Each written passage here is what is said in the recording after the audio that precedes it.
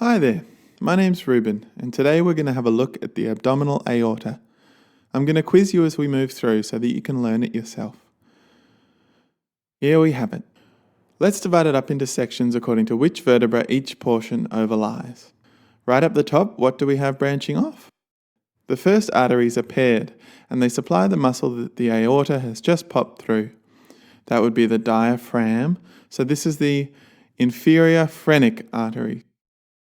Next, at T12, the artery that supplies all the organs at the top of the abdomen.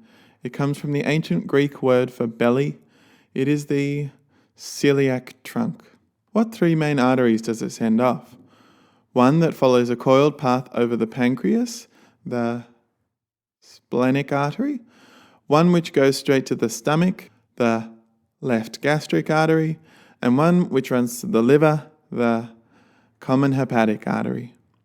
Off the splenic artery, we have two main arteries that supply the stomach, the short gastric and left gastroepiploic arteries. Off the left gastric artery, we have branches to a structure that runs parallel to the aorta, then runs into the stomach. These are esophageal branches. From the common hepatic, we have three branches. 1, the proper hepatic. 2, the gastroduodenal, and 3, the right gastric. From the gastroduodenal, we have the right gastroepiploic and superior pancreatico-duodenal. The main branches of the abdominal aorta run down in the order CSI. C for celiac, S for superior mesenteric artery at the level of L1. First of all, it gives off arteries for the second section of the small intestine. These have few arcades and long vasorecta. They are the jejunal arteries.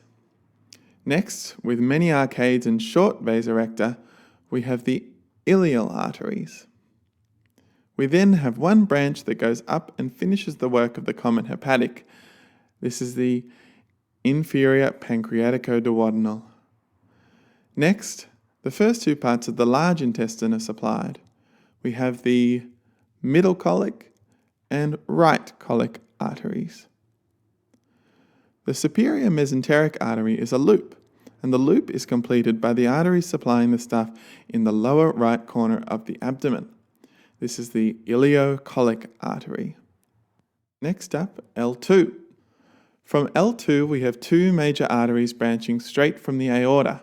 First up, the renal arteries, which has the inferior suprarenal coming off it. The superior infrarenal comes off the inferior phrenic, just so you know. Next, we have the arteries to supply our testes and ovaries, the gonadal arteries. Okay, L3. This must be where our last criminal hops off. Remember CSI? This is the inferior mesenteric. It supplies everything in the lower abdomen that the superior mesenteric didn't. We've covered the right and middle colon, so here we have first the left colic artery. So what comes after the descending colon, which is the left side of the large intestine? The sigmoid colon, thus the sigmoid branches we've got here. Last but certainly not least, we have the end of the abdominal GIT covered. This is the superior rectal artery. At L4, I've included an artery that we see in 4 different pairs along the abdominal aorta. They run back on the bodies of the vertebrae behind that vessel. These are the lumbar arteries. They are paired arteries. The last thing we see here is at L4, the bifurcation of the aorta, splitting in two to become the common iliac arteries. So, how did you go? Have another crack, and before you know it, it'll be as easy as ABC or CSI. Alright, thanks very much. Hope you enjoyed that. See you next time.